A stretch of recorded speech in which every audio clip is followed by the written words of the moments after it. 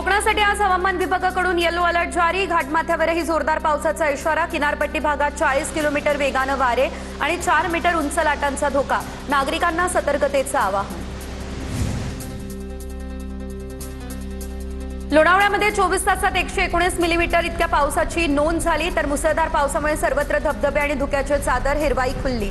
पर्यटकांची संख्या वाढली, त्यामुळे चिक्की व्यापार आणि हॉटेल व्यवसायाला देखील मोठा फायदा। भंडाऱ्यामध्ये सलग 5व्या दिवशी मुसळधार पाऊस। पावसाच्या प्रतीक्षेत असलेल्या बळीराजाच्या चेहऱ्यावरती समाधान। रखडलेल्या भात पिकाची लागवड मोठ्या जोमाने सुरू। यवतमाळ जिल्ह्यामध्ये मुसळधार पाऊस। जिल्ह्यातील शेतकरी चिंतेच्या सावटाखाली। पावसामुळे शेतकऱ्यांमध्ये आनंदाचं वातावरण। रायगडमध्ये मुसळधार पाऊस। नद्यांच्या पाणी पातळीमध्ये वाढ। अतिवृष्टीचा इशारा। नागरिकांनी खबरदारी घ्यावी, प्रशासनाचं हे आवाहन।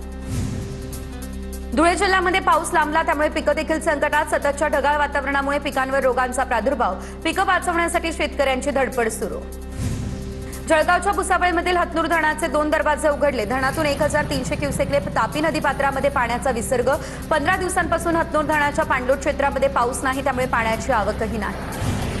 नंदुरबारमधल्या अक्कलकुवा या ठिकाणच्या धडगावच्या पाणी टंचाईवरती मोठा दिलासा। 935 कोटींच्या बृहद आराखड्याला प्रशासनाकडून मंजुरी। पाणीपुरवठा योजनेला मंत्रिमंडळाची हिरवी झेंडी। गडचिरोलीमध्ये चांगल्या पावसामुळे शेती कामांना वेग आला। शेतकऱ्यांकडून भात शेतीच्या रोहनाच्या कामाला देखील सुरुवात झाली।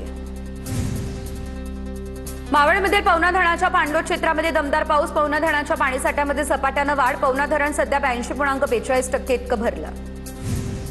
पालघर जिल्ह्यात पावसाची हजेरी। पावसामुळे जिल्ह्यातील धबधबे प्रवाहित। वाघोबा घाटातील धबधब्यावर सध्या पर्यटकांची गर्दी। तर जव्हारमधील दाभोसा या धबधब्याचं रौद्ररूप समोर। रत्नागिरी जिल्ह्यात मुसळधार पाऊस। मुसळधार पावसामुळे हिरवाईमध्ये दडलेल्या रघुवीर घाटाचं सौंदर्य खुललं। तर आता घाटातील नागमोडी वळण पाहताना आनंद द्विगुणित। रत्नागिरी आणि सातारा जिल्ह्यांना जोडतो रघुवीर घाट। भंडाऱ्याच्या तुमसर या ठिकाणी मुसळधार पाऊस, त्यामुळे रस्त्यांवरती पाणी मोठ्या प्रमाणात साचलं। प्रशासनाचा भोंगळ कारभार चव्हाट्यावरती। पाण्यातून चालताना